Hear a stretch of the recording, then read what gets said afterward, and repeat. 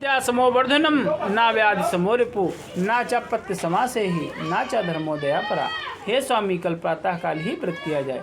बनिया बोला, अभी व्यर्थ में धन क्यों नष्ट करोगी, संतान होने पर पूजन किया जाएगा।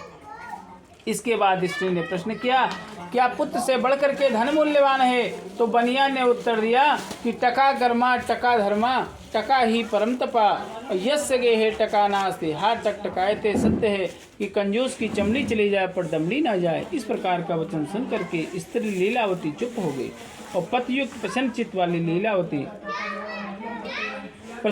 वाली लीलावती भगवान के प्रसाद से गर्भवती हुई। 10 मास पश्चात उसको एक सुंदर कन्या उत्पन्न हुई और वह कन्या रत्न जो सही थी वह दिन दिन इस प्रकार बढ़ने लगी जैसे शुक्ल पक्ष का चंद्रमा बढ़ता जाता है। नित्य प्रतिकाल बढ़ने के कारण उसका नाम कलावती रखा गया। इसके बाद लीलावती ने अपने मधुर वचन सुन करके बोली कि हे नाथ उसके बाद लीलावती अपने पति से मधुर वचन सुन करके बोली कि हे स्वामी, हे नाथ, आपने संकल्प किया था संतान होने पर सत्यनारायण भगवान का व्रत करूंगा, वह क्या नहीं करोगे? क्योंकि कबीरदास जी ने ठीक ही कहा है कि काल करे सो आज कर, आज करे सो अब, अपल में परलय होए गो, बहुरी करोगे कर। तो साधु ने कहा कि हे प्रिय, इस कन्या की बर्छी छठी इत्यादि में बहुत सा धन पहुँच चुका, इसलिए कन्या के विवाह के समय सत्यनारायण भगवान का व्रत करूंगा। तो इस प्रकार अपनी स्त्री से कह करके साधु वैसे नगर में घूमने के लिए चला गया। तो भगवान की कृपा से कलावती कला बढ़ती हुई अल्पकाल में पिता के घर में सयानी हो गई। एक दिन साधु ने सहेलियों के साथ में घूमती हुई नगर में कन्या कलावती को देखा और मन में विचार किया, कन्या विवाह की योग्य हो गई है। अतः दूतों को बुला करके कहा, मेरी कन्या के लिए सेठ वर खोज करके लाओ। तो साधु वैसे की आज्ञा पा करके दूत तो कंचनपुर नगर में गए। उस नगर में दूतों ने एक वैश्य पुत्र को देखा, शुभ गुणों से युक्त था। वह लड़का जाति का कुलीन था। उसे ला करके बोले कि हे स्वामी, ये बालक है तो शिक्षित सुंदर और सुशील और निरोगी तभी है, वैसे कुमार है और वंश कुलीन तथा धनवान, अनेक सुशास्त्रन पे अधिकार है, जाति में मान महान है, शक्ति में पिता का बड़ा व्यापार है, वह यों दुर्लभ है जग में, कभी चंचल का यह सत्य विचार है। तो दूत के मुख से वचन सुन करके साधु बनिया ने अपनी कन्या के विवाह विधि विधान के साथ में वैश्य पुत्र के साथ में कर दिया। तो कन्या के विवाह के समय दुर्भाग्य से बनिया सत्यनारायण भगवान का उत्तम व्रत करना भूल गया। भगवान उसकी इस नीचता पर रुष्ट हुए। व्यापार में कुछ साधु बनिया ने विवाह करने के बाद में निश्चय किया कि व्यापार के लिए कहीं चलना चाहिए। अतः दामाद को साथ में लेकर के व्यापार के लिए निकल पड़ा, क्योंकि कहते हैं कि ससुर और दामाद दोनों एक साथ कभी व्यापार के लिए नहीं जाना चाहिए, एक साथ नहीं निकलना चाहिए। और जब व्यापार के लिए निकला तो रत्नसारपुर नगर में पहुंचा। सागर के समीप नौका खड़ी करके दामाद के साथ में व्यापार करने लगा। तो रत्नसारपुर नगर के स्वामी राजा चंद्रकेत थे। उस समय सत्यनारायण प्रभु ने प्रतिज्ञा भ्रष्ट साधु बनिया को श्राप दे दिया, तुमको भविष्य में कठिन तथा महान दुख को प्राप्त होगा।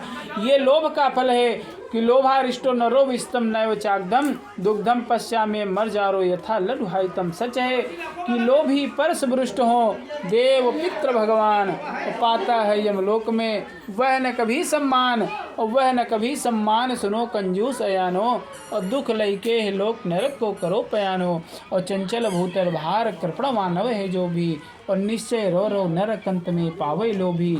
और लोभ क्रोध का जन करो, लोभ धर्म का सूल, और लोभ झूठ का कारण सदा, लोभ पाप का मूल।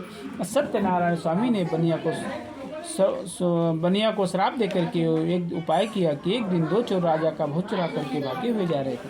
तो कहते हैं कि अपने लालच में आकर के, लोभ में आकर के कभी झूठ नहीं बोलना चाहिए। लेकिन अगर किसी के प्राण बचते हो, किसी की फांसी टलती हो, तो उस जगह झूठ बोलने में कोई अपराध नहीं है, ईश्वर उसे क्षमा करता है। बाकी अपने लालच में आकर के कभी झूठ नहीं बोलना चाहिए। तो सत्यनारायण स्वामी ने बनिए को श्राप दे करके ये उपाय किया कि एक दिन 2 चोर राजा का भोजन चुरा करके भागे हुए जा रहे थे। जहाँ साधु बनिया अपने दामाद के साथ में सोया हुआ था वहाँ पर पहुँचे तो चोरों के पीछे राजा के सिपाही भी लगे हुए थे। सिपाहियों को देख करके चोर डर के कारण धन बनिया के पास में रखकर तंत्र चक्कर हो गए। तो सिपाहियों ने बनिया के निकट पहुंच करके देखा राजा का समस्त धन रखा हुआ है। अतः उन्हीं दोनों बनियों को चोर समझ करके सिपाही लोग बांध करके राजा के पास में ले गए।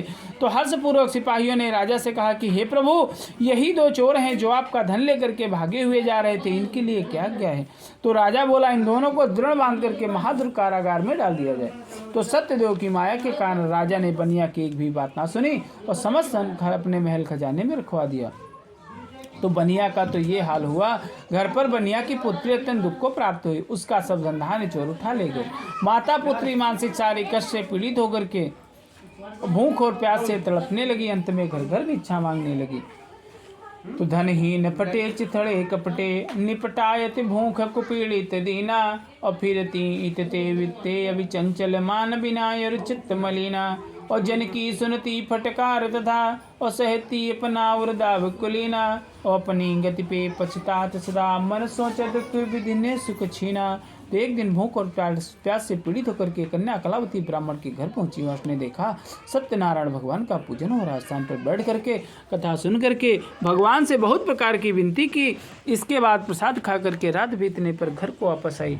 तो लीलावती क्रोध करके बोली कि हे पुत्री, इतनी रात तक तो कहाँ रही, तेरे मन में क्या है? तो साधु वाणी कर पंडित घूमे पावही मान नीति कहत बला फिरे पावही अति अपमान। माता की वासन करके कलावती ने कहा कि हे माता की बात सुन करके कलावती ने कहा कि हे माता, मैं एक ब्राह्मण के घर भिक्षा मांगने के लिए गई थी। वहाँ पर सत्यनारायण भगवान का